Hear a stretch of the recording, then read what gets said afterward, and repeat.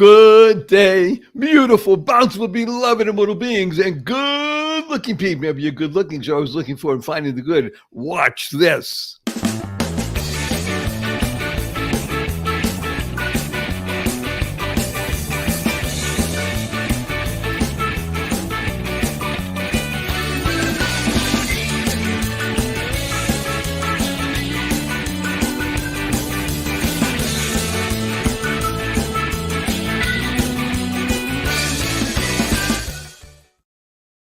Good day. If you haven't heard it before, yes, we are called Eye on Las Vegas because Las Vegas is a remarkable place that almost every human being on the planet that is sentient, that has the ability to read and listen, knows and heard of Las Vegas. Now, the question is why? It is a city in the middle of a desert in a state called Nevada, because we have people listening from all over the world. So my name is Barry Shore, the ambassador of joy. Notice I didn't say the ambassador of joy. I'm the ambassador of joy, which spreads throughout the world. And Las Vegas is a place that is approximately 17 miles, 22 minutes from where I live. I live in a city called Henderson, Nevada.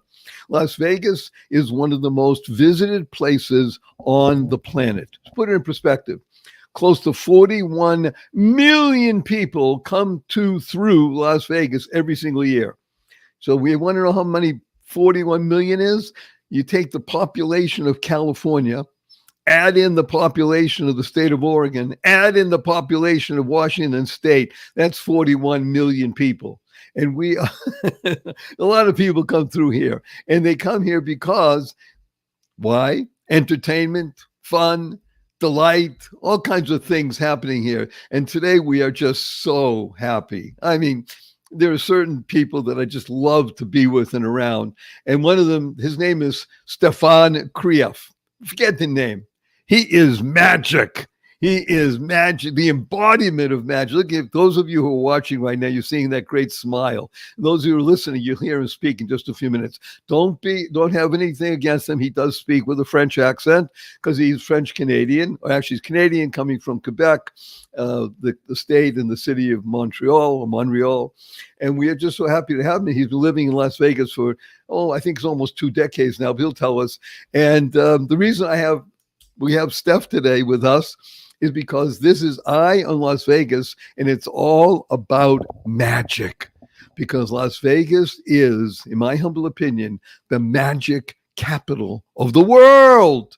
And magic is universal. Everybody loves magic. So, Steph, without any further ado, first of all, just say hello to a lot of people, and then we're going to work some magic and share with people something wonderful about you and about magic, and we're going to do a big wow. So please say hello to hundreds and actually 379,822 people around the world. Hello, everybody, and thank you, Barry, for having me on the show. Very flattered for the invitation and happy to be here. We are happy that you are here. So before the show, I had asked Stéphane this question because to me, I am I am a sucker for magic, especially close-up magic. I mean, to me, it just is so mind-boggling and wonderful. Do I do it personally? No, there are certain reasons, but leave that aside because of my physical being. So many people know my story being quadriplegic, so I don't even have the ability to do things any much more with my hands and such. However, Steph will probably tell me, hey, Barry, I know a guy who's paralyzed who does magic, or a girl, but leave that aside. Stéphane, why is it that Las Vegas has become the magic capital of the world? It's just such a great place for entertainment because there's just so many venues, the whole strip, the casino. Everyone has a showroom, and it started out with a couple of acts, and then it just kind of got inundated with magicians from all over the world trying to showcase their different styles and different talents. And it's actually what drew me to Las Vegas as well. The first time I heard Las Vegas, I was living in Florida, and I had an opportunity to take a vacation out here, and I didn't think casino, I didn't think desert. I just thought David Copperfield. I thought magic. I thought showtimes. So I love that. So how, wait a minute, you were born in Montreal, is that correct? You grew up in Montreal? Yes, I grew up most of my life in Montreal, and from Montreal, the winters chased me down to Florida, and I lived in Florida for a few years, and I came on vacation to Las Vegas about 23 years ago, and slowly started coming back. And in 2004, I just never left. I decided to stay here. And not only did you stay here, but you built family here with wonderful children, a great Absolutely. business. And now let's talk about the the aspect that motivates your soul. It's known in English as magic, maybe in French as magique, I don't know. And in every language, what it really is the ability to do things, manipulate what we'll call, for want of a better term, reality, and in front of people's very eyes, change their perception. Is that right? Yeah, it's basically making the impossible possible, and just it's such a beautiful thing to me to see something that just cannot be, and it just opens your mind and your spirit to belief. So this is wonderful. The ability to make the impossible possible. So, for instance, you showed me a couple of things, and we were together a number of times. And you've done again. I'm a sucker for close-up magic because close-up is is so intense. I mean, you're sitting literally inches away from somebody, and a Yep, person opens up his palms, and there's nothing in his palms. Moves his palms around, and out and appears a coin. Is that right? that's right. A coin or uh, like here. I mean, for example, you could show nothing and then produce a coin. Ah, now Uh, wait a minute. Those of you, again, those of you who are able to be watching, not just listening, is he was moving his hands around and he showed there's nothing in his hands. And then just the movement of the hands, and there's a large silver dollar. right. So there's many forms of these impossibilities. You have a production, you have a vanish, where you make something completely disappear. You have a teleportation where something is on one side of the table and then it's either goes through the table or on the other side of the table. Yeah, you have penetrations where an item penetrates another, an impossible feat.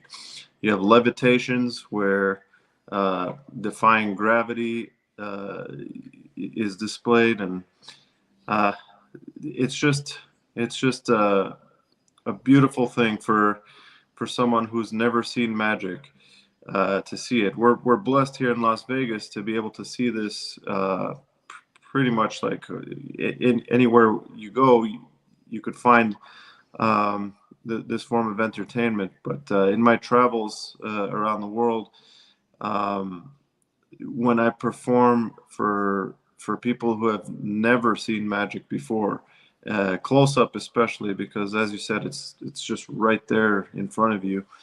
Uh, the reactions are just mind blowing. So I am fascinated by two things, and I want you to speak about them.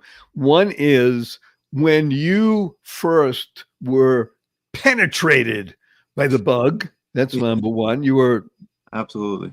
and Because the second thing is, I'm saying this with great love and respect. I'm amazed that you tell me that you can go someplace and people have never experienced magic. So let's talk about you personally first, because sure. you're now over 25, you're over 35, you're over 40, you're a man with a family, a business, and such. When did this begin? I was 6 years old, and I was over at my aunt and uncle's house, and my cousin, he took out a deck of cards, and he showed me this little card trick, and that intrigued me. and then he showed me something with a coin, and that really got to me because I just saw this perfect illusion, and I just couldn't.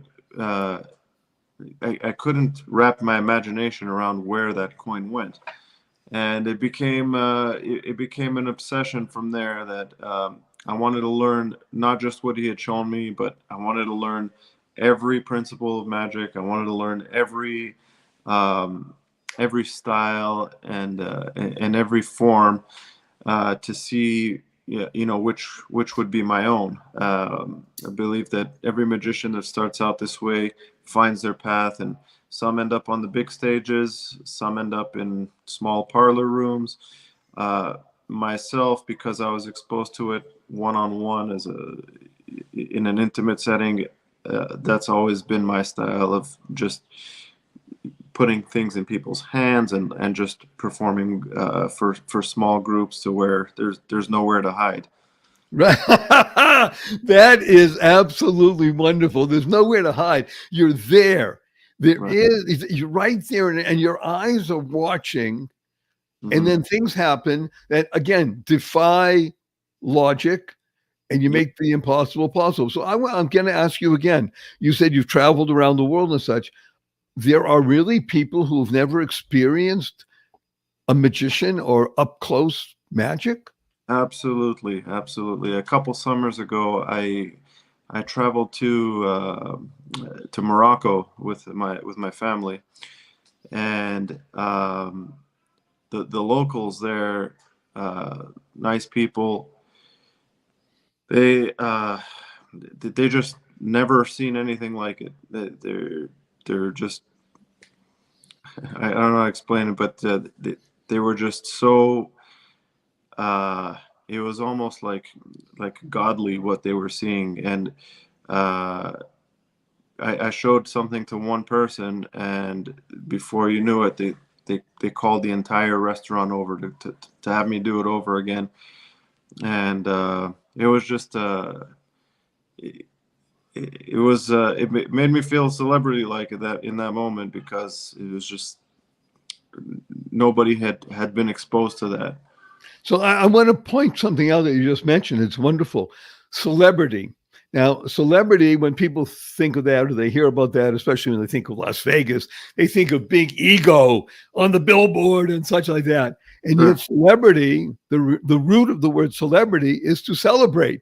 In other Right. words, what you just articulated, though, was so wonderful. I could see it happening in a restaurant. Let's just say there's 100 people in a restaurant. It's noisy, it's crowded, and you did a trick. I don't like call it a trick. You did some magic for somebody, and the Right. person didn't just say, gee, that's nice, and walk away. What Yeah. happens when you experience real magic is Yep. that you must tell other people. That's the Yeah. magic of magic, in my opinion. In other words, you became the celebrity, which is, hey, everybody, let's celebrate what's going on here. Absolutely. And I want to circle back on something you just said that's very important. Uh, I really love that you didn't want to call it a trick, because there's it's very important when performing magic for people that they experience magic and wonder and bewilderment, and that they don't feel like they were tricked, or that they were like condescended Fooled. or There's another fooled. word, fooled. So, in other words, Right, if you trick me or you fool me, well, right. that's not a good experience. If It's not I, like you just said, if I am now involved with wonder, exactly. You that's never an experience. you never want to make it a challenge, or I'm superior to my audience. It's sharing a moment of beauty. Ooh. By the way, everybody who's listening, or again, if you have the privilege of watching, you know why I really, really, I'm so humbled and honored that Stefan is here with us today, uh, because he is the heart of magic. He understands that magic is truly experiential, and it's wonderful. And again, wonderful is the ability. Wow, words of wonder, words of wisdom. So, at one at the same time, Stéphane is wearing that famous magician hat, that cone. And we all know, or you should know, that kings and emperors and anybody who was a ruler throughout history always had a magician in their court. Mm-hmm. And the reason for having a magician, again, not to trick people, fool people, is to astound, to Mm-hmm. make people recognize that there's something beyond what you see and feel. Now, speaking of that, we have wonderful sponsors. We're just going to go to a very short break. We'll be right back. It's not even going to take a minute. And we have these people on because if we didn't think they're worth your while, we wouldn't have. So we'll be right back with more Stéphane and magic after this brief interlude. What if you could shop at your favorite local stores, swipe your current credit card, and get extra cashback rewards? And what if you could also have donations sent to your favorite cause at no extra cost to you? What if this amazing program was absolutely free and very simple to set up? Well, What If is here. Welcome to Einstein Cares, where your everyday shopping gives you and your favorite cause extra money. It's fast, it's easy, and effortless.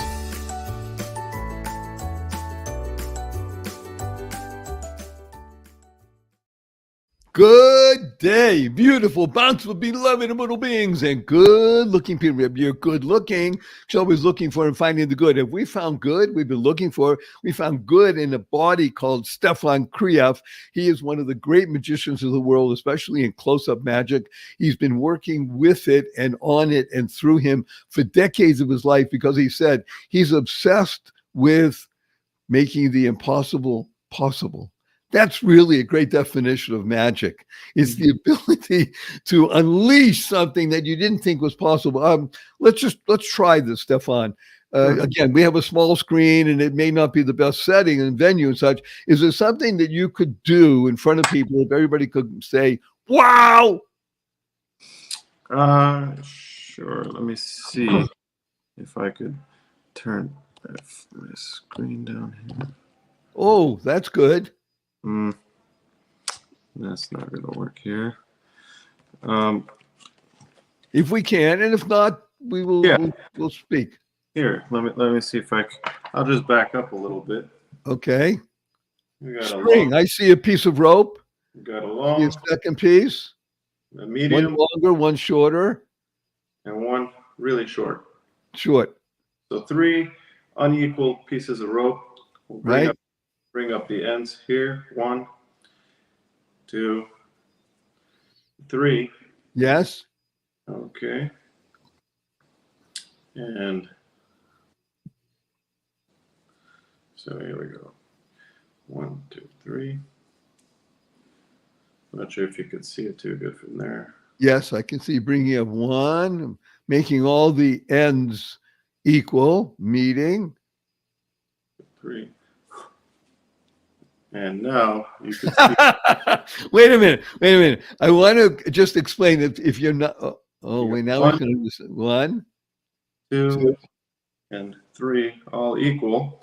And now here, we're going to tie the 2 ends over here. Yes. And we'll tie these 2 ends over here. Okay.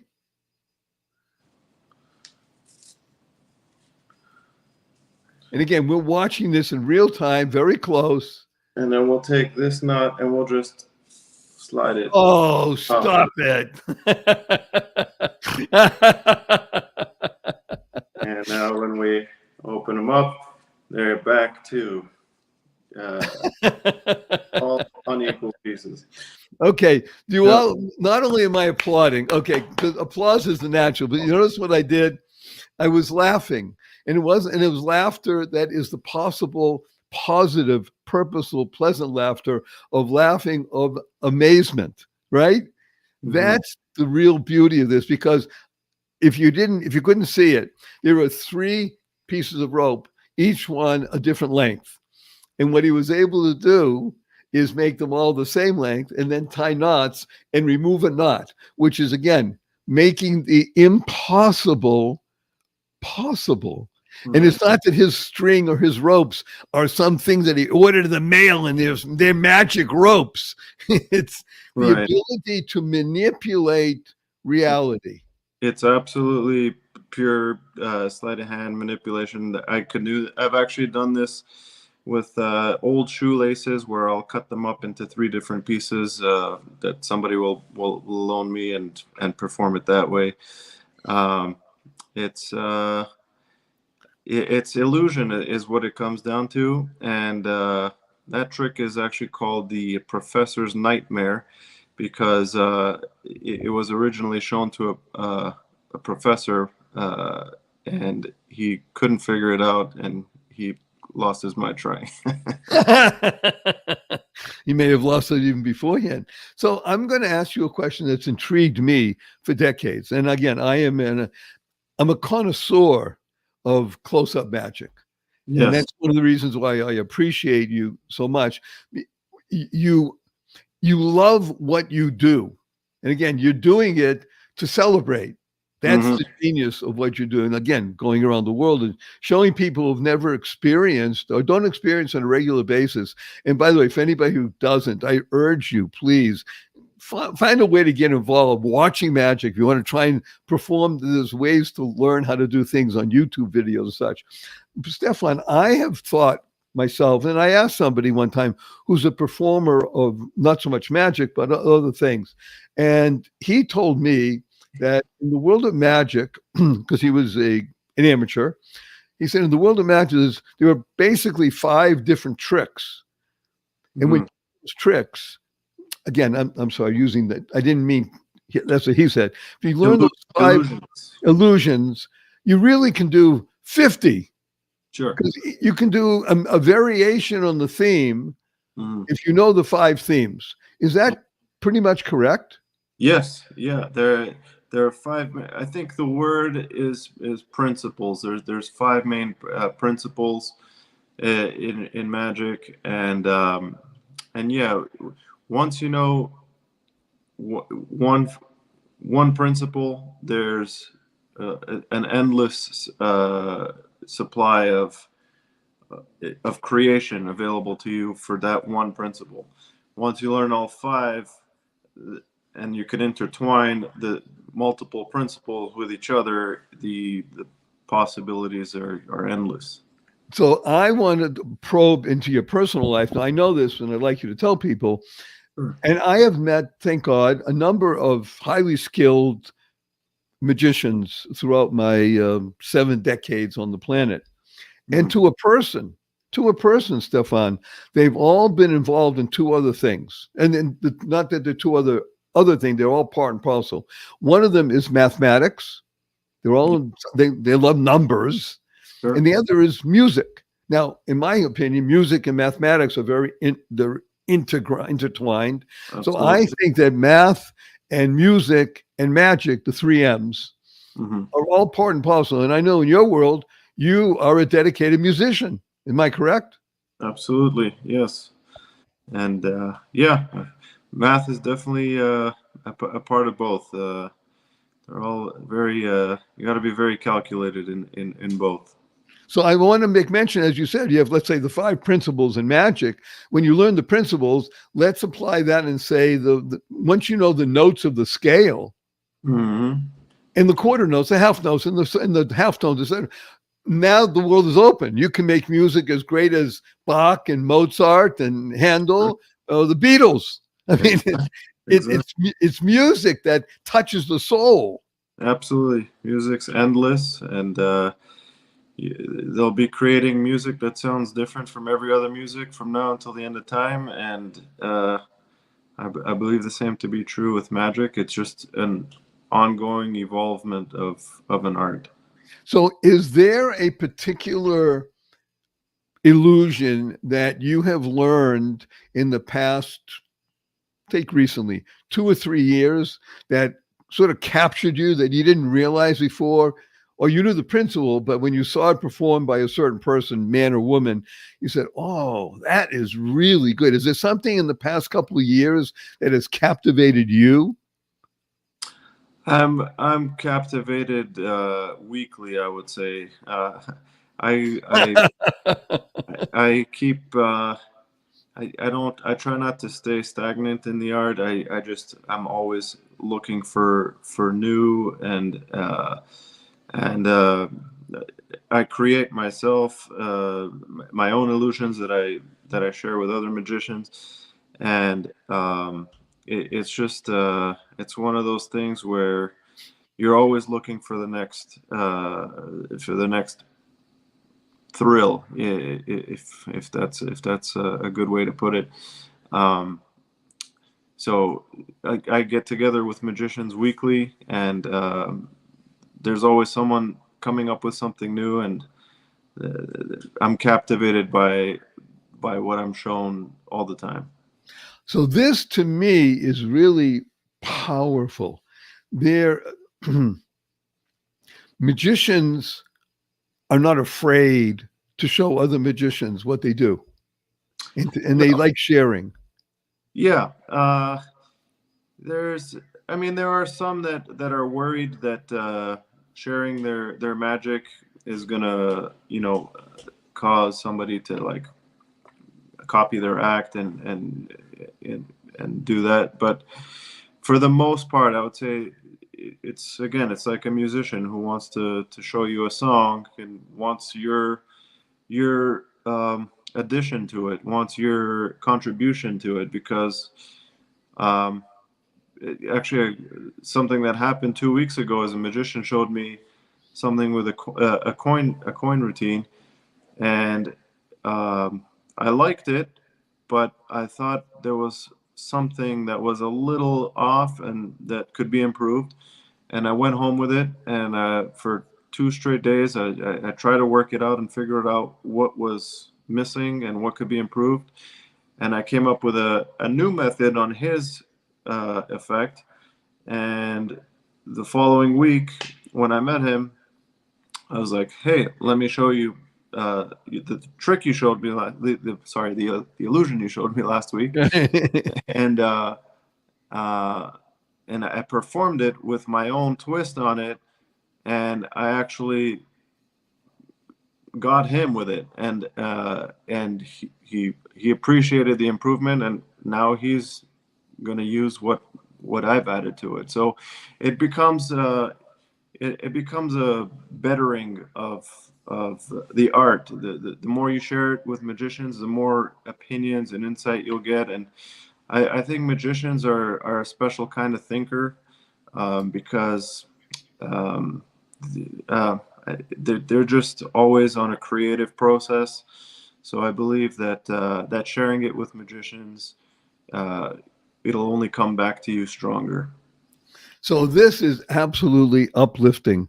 That creative pathway, those juices, the ability to see something and say, I like that. And then to invest days thinking about it and visualizing it, and then working with it and say, oh, look at this. I have a variation of the theme. Now in musicians, we call it jamming. Right? When you start jamming with other people, all of a sudden there's another chord. And wow, that was really cool how you did that. And you answer back.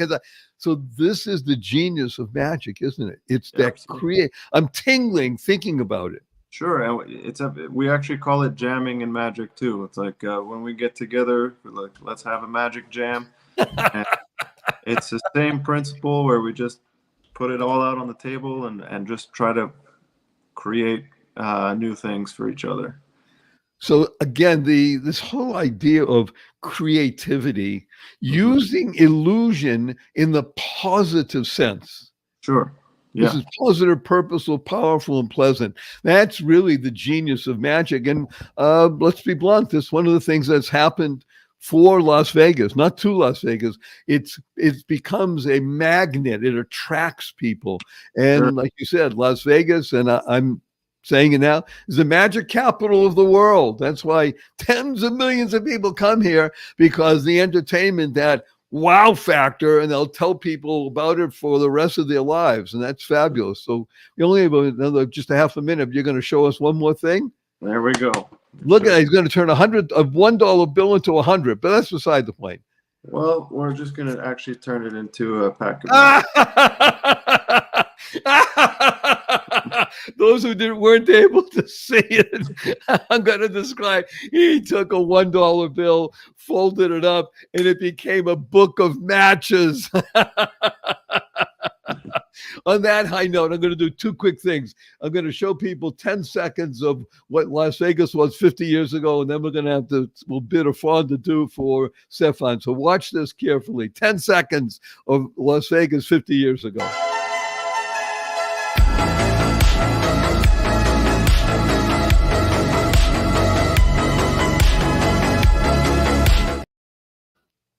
Yeah. That was the strip back then. Okay, Stéphane, we have three quick questions for you. You ready? I'm ready. Number one, will you come back again? Anytime. Woo! Thank you. Number two, you get only 48 seconds to answer this question. Stéphane Krief, magician, musician. What is your most fervent desire? Fervent. I would just say peace.